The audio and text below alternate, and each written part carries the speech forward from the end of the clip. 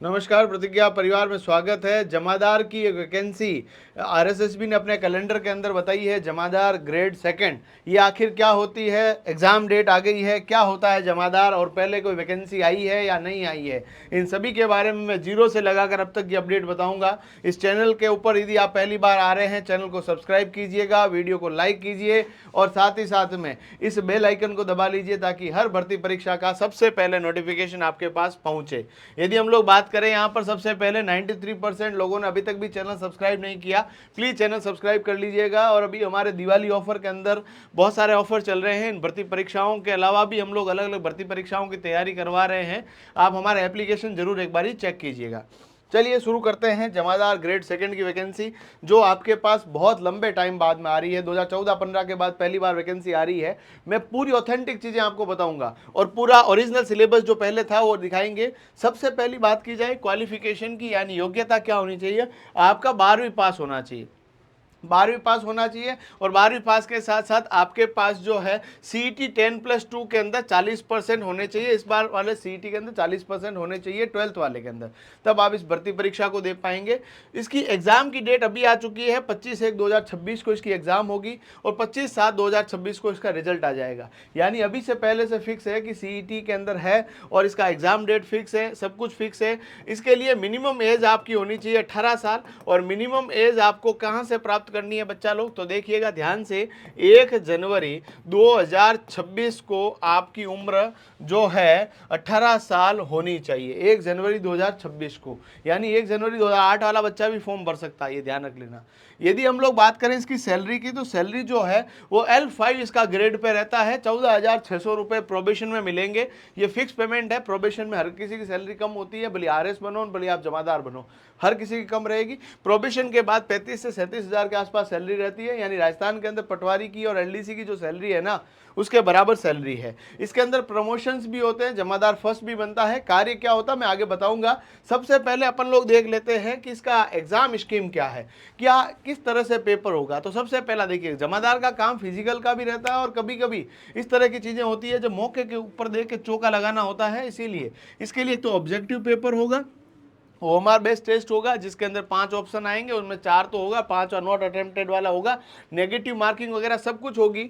और उसके बाद जो बच्चे पास होंगे उन 15 गुना बच्चों को फिजिकल के लिए बुलाया जाएगा। फिजिकल के नंबर आगे जुड़ेंगे नहीं, फिजिकल एक क्वालिफाइंग नेचर का रहेगा, यानी फिजिकल पास करना जरूरी है। यदि किसी बच्चे ने फिजिकल पास नहीं किया तो वो उसमें एलिजिबल नहीं रहेगा। पुरुष और महिला दोनों भाग ले सकते हैं। 1200 से 1600 के आसपास की वैकेंसी हो सकती है, यानी एक बहुत बड़ी भर्ती काफी लंबे टाइम बाद में रहेगी। इसका जो पूरा योगदान रहेगा वो आबकारी विभाग में भी रहेगा, नगर निगम में भी रहेगा, नगर पालिकाओं के अंदर रहेगा, अलग अलग डिपार्टमेंट जहां जहां पर प्रशासन है उन प्रशासन के अंदर छोटे जो भी कर्मचारी है उन सभी के ऊपर सुपरवाइज करने का काम इसका रहेगा। पुलिस वगैरह के अंदर भी इसकी वैकेंसी रहेगी। तो जमादार की काफी मतलब वैल्यू रहती है वहां नौकरी के अंदर, क्योंकि थोड़ा मतलब भारी रहता है। सब कर्मचारी छोटे मोटों को तो ऐसे अपने अंडर में रखता है और साहब लोगों के खास रहता है। उन दोनों के बीच की कड़ी है जमादार, ये ध्यान रख लेना। मतलब जो बिल्कुल ही लोअर क्लास के एम्प्लॉइज है और जो बड़े अधिकारी हैं उन दोनों के बीच की कड़ी जमादार है। तो सीधी बात है भाई साहब, इनका पावर आउट ठीक रहता है। यदि हम लोग बात करें पेपर के अंदर, तो पेपर के अंदर इंग्लिश में लिखा हुआ भले ही हो, मैं हिंदी में करके दिखा दूंगा कि इसके अंदर जो पेपर होगा उसके लिए 3 घंटे का समय मिलेगा और टोटल मार्किंग की 100 होगी।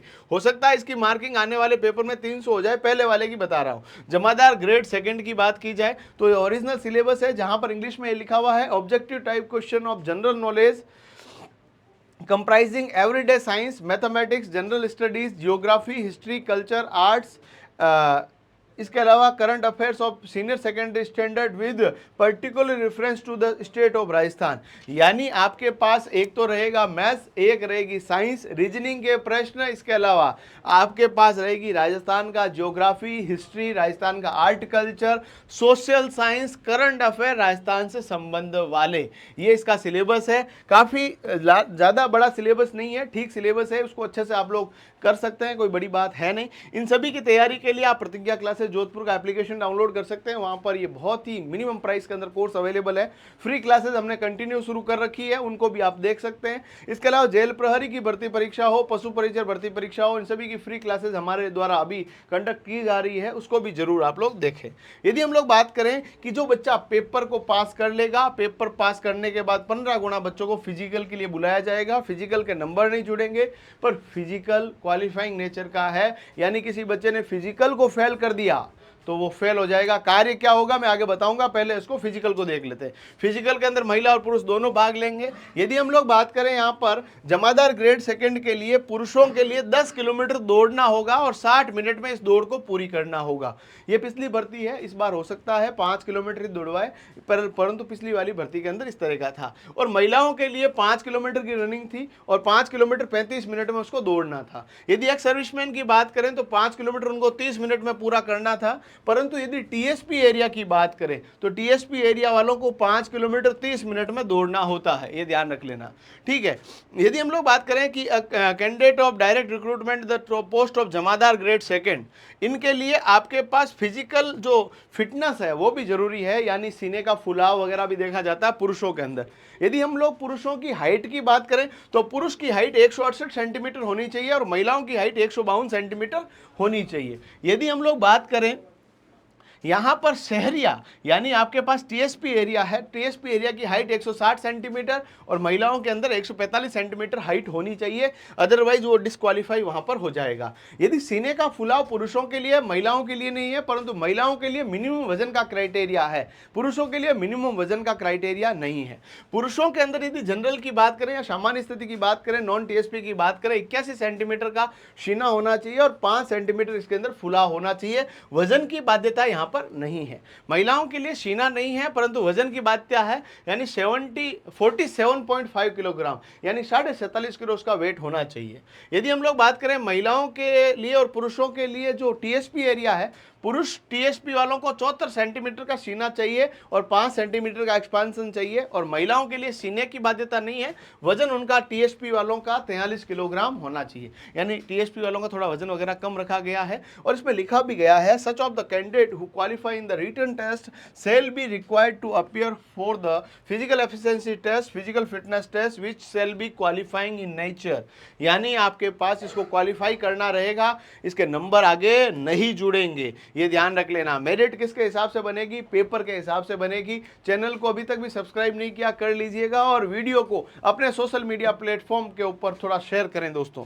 यदि हम लोग बात करें आगे इनके कार्य क्या रहेंगे, तो कार्य इसका रहेगा, सबसे पहला आबकारी निरोधक दल के अंदर अधिकारियों के साथ नेतृत्व के अंदर धावा बोलना, चालान वालान काटना और उनको बुलाना, इधर आ भाई तू गड़बड़ कर रहा है। इसके अलावा अवैध शासन के अंदर चालान बनाना, है ना, हमारे यहाँ पर देख ही रहे हम लोग, जो मान लीजिए शहर के अंदर कोई ऐसे दुकान लगा के बैठ रहा है, कोई थड़ी लगा के बैठ रहा है, उन सभी के ऊपर चालान वगैरह करना होता है। सिपाही से सूचना प्राप्त करके अधिकारी तक पहुंचाना, मैंने कहा बीच में ये मीडिएटर होता है।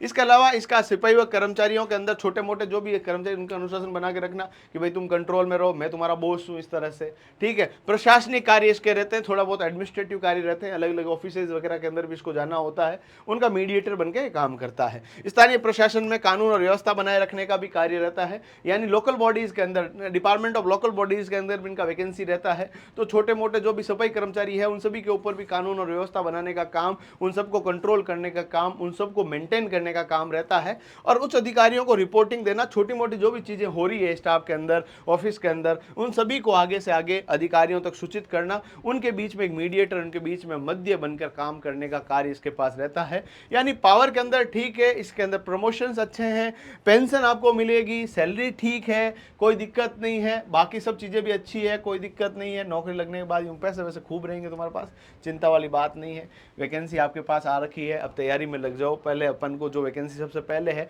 उनका सिलेबस और इसके सिलेबस में काफ़ी समानता है, तैयारी में लग जाओ। तैयारी का वन स्टॉप सोल्यूशन प्रतिज्ञा परिवार अपने नए बैच 7 नवंबर से शुरू कर रहा है, जहां पर एडमिशन लेने के लिए आप लोगों को हमारे नंबर पर फ़ोन करना होगा, जो कि आपको स्क्रीन के ऊपर दिख रहे होंगे। ये रहे हमारे नंबर। और भी कोई जानकारी चाहते हैं तो हमसे बातचीत करें। धन्यवाद। जय हिंद।